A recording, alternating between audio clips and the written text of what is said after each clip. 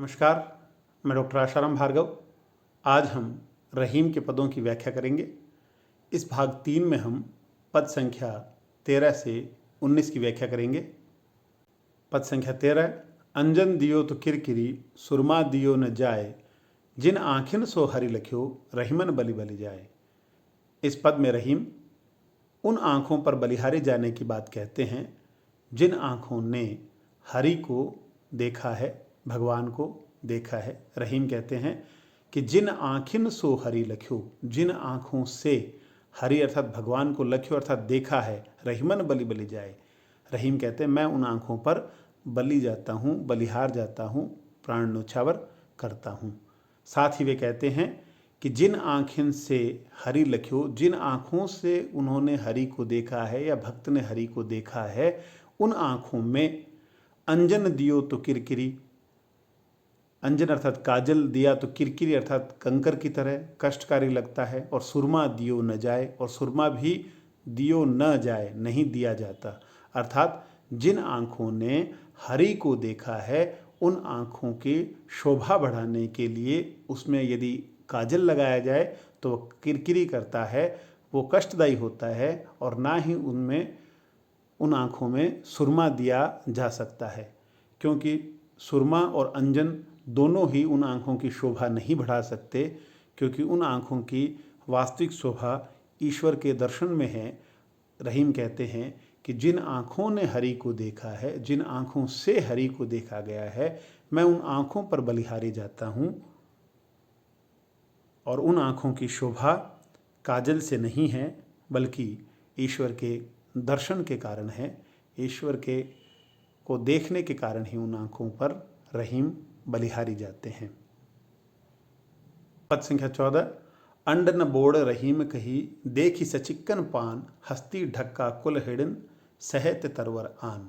इस पद में रहीम ने छोटी मानसिकता के लोगों पर व्यंग्य किया है, जो अल्प संपत्ति प्राप्त करते ही घमंड करने लगते हैं। रहीम कहते हैं अंड न बोड़, अंड अर्थात अरंड के पौधे को उदाहरण लेते हुए रहीम कहते हैं अरंड न बोड़, मत घमंड कर। रहीम कही, रहीम कहते हैं देखी सचिक्कन पान, पान अर्थात पत्तों को, अपने सचिक्कन अर्थात चिकने पत्तों को देखकर घमंड मत कर, क्योंकि हस्ती ढक्का, हस्ती ढक्का अर्थात हाथी का, ढक्का अर्थात प्रहार, कुल्हड़न, कुल्हड़न अर्थात कुल्हाड़ी, सहे ते जो सहन करते हैं, ते तरवर आन, वे तरवर पेड़, आन मन अन्य होते हैं। कहने का तात्पर्य यह है कि चाहे चिकने पत्ते के कारण अरंड जैसे छोटी मानसिकता के व्यक्ति प्रसन्न हो जाए, अपने सौंदर्य को देखकर प्रसन्न हो जाए, लेकिन उन्हें यह नहीं भूलना चाहिए कि हाथियों के प्रहार को और कुल्हाड़ियों को सहने वाले पेड़ अन्य ही होते हैं। कि चाहे अरंड के पत्ते चिकने हों, लेकिन वह हाथियों के प्रहार को और कुल्हाड़ियों को सहन नहीं कर सकता।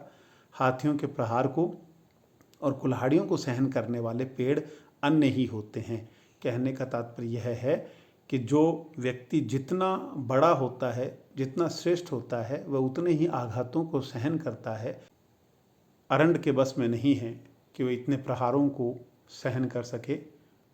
पद संख्या 15, कदली सीप भुजंग मुख, स्वाति एक गुण तीन, जैसी संगति बैठिए तैसो ही फल दीन।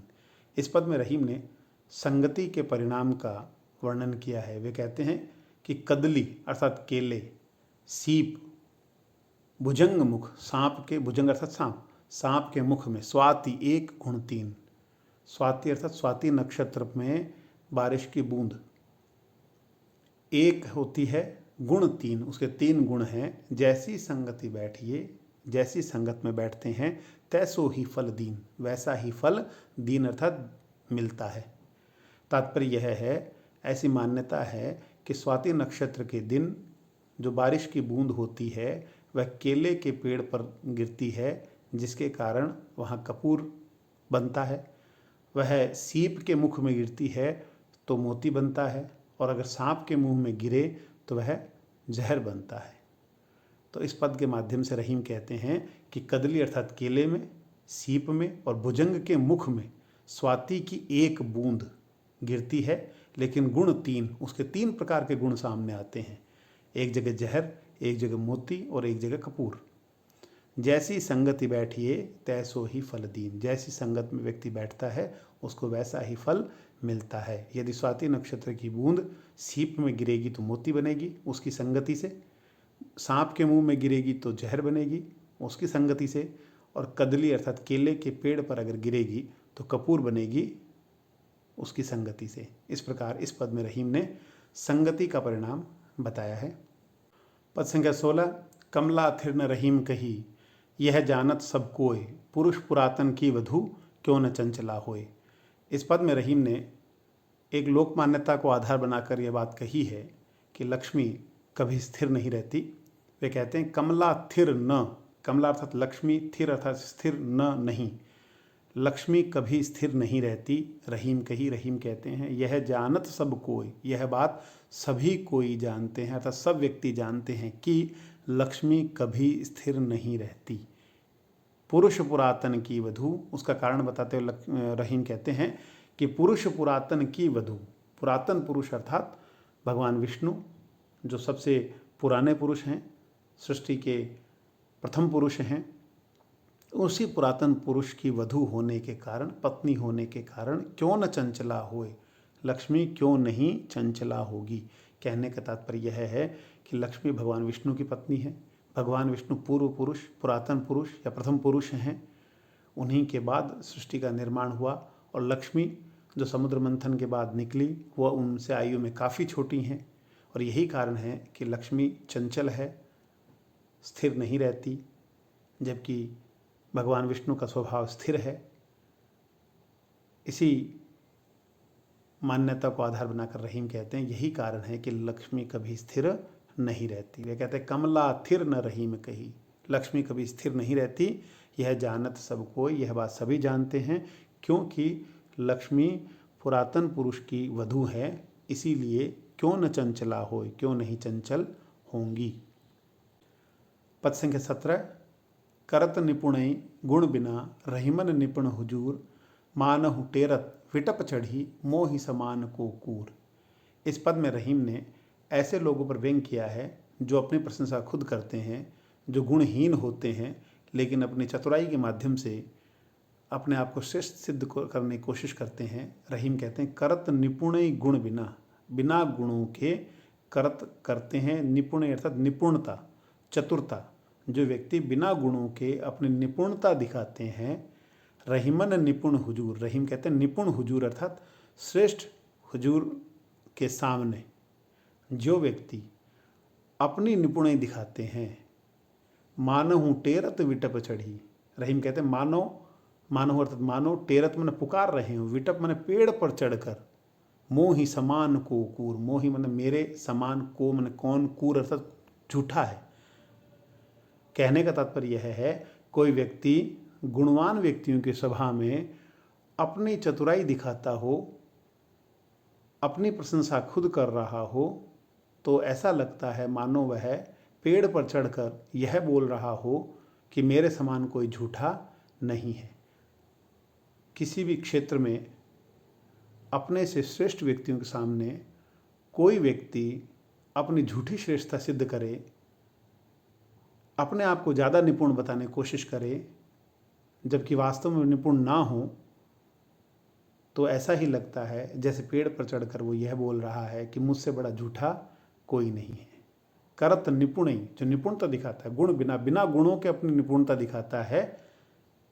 निपुण हुजूर, निपुण हुजूर के सामने मानो ऐसा लगता है जैसे पेड़ पर चढ़कर यह बोल रहा हो, टेरत अर्थात बोल रहा हूँ कि मोहि समान को कूर, मेरे समान कोई झूठा नहीं है। पद संख्या 18, कर्महीन रहीमन लख्यो, धसो बड़े घर चोर, चिंतत ही बड़ लाभ के, जागत भय गयो भोर। इस पद में रहीम ने कर्महीन व्यक्तियों पर व्यंग्य किया है। जो व्यक्ति हमेशा सोचते रहते हैं लेकिन करते कुछ नहीं हैं, ऐसे लोगों पर व्यंग्य करते हुए रहीम कहते हैं कि कर्महीन रहीमन लख्यो। रहीम कहते हैं कि ऐसे कर्महीन व्यक्ति को देखा, धसो बड़े घर चोर, बड़े घर में चोर, धसों में घुस गया, वह चोर कर्महीन था, बड़े घर को देखकर उसमें घुस तो गया चोरी करने, लेकिन चिंतत ही बड़ लाभ के, चिंतत सोचता ही रहा, बड़ लाभ, बड़े लाभ के, बड़े लाभ को सोचता रहा कि ज़्यादा से ज़्यादा चीज़ें ले जाऊं। जागत वह गयो भोर, उस उम्मीद से जागते जागते हो गई भोर, सुबह हो गई। कहने का तात्पर्य यह है कि एक व्यक्ति जो चोर है वो बड़े लाभ की आकांक्षा से किसी बड़े घर में घुस गया, और बड़े घर में घुसने के बाद बड़े लाभ की आकांक्षा से वह सोचता रहा, ये उठाऊं वो उठाऊं, और इस सोचने सोचने में ही सुबह हो गई। इसका एक अर्थ यह भी है कि वह व्यक्ति सपना देखता ही रह गया, और जब जागा तो देखा कि भोर हो गई। इस प्रकार ऐसे लोगों पर व्यंग्य किया गया है जो काम के बारे में सोचते रहते हैं, सपने देखते रहते हैं, लेकिन काम नहीं करते। ऐसे लोगों पर रहीम व्यंग्य करते हैं। पद संख्या 19। कही रहीम एक दीप तें, प्रगट सबे दुति होए, तन स्नेह कैसे दुरे, दृग दीपक जरु दोए। इस पद में रहीम ने आँखों रूपी दियों के माध्यम से शरीर के प्रेम के प्रकट होने की बात कही है।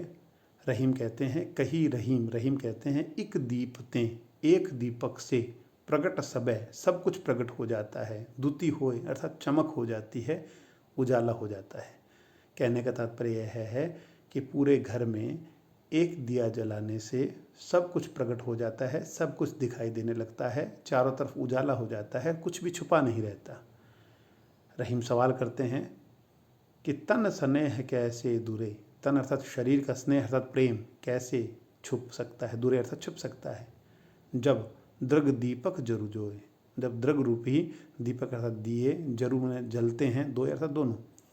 कहने का तात्पर्य यह है कि जब एक दीपक से इतना उजाला हो जाता है कि कुछ भी छुपा नहीं रहता, सब कुछ प्रकट हो जाता है, फिर आँखों रूपी दो दियों के जलने से शरीर का प्रेम कैसे छिप सकता है। तात्पर्य यह है कि आँखें मन के प्रेम को प्रकट कर देती है,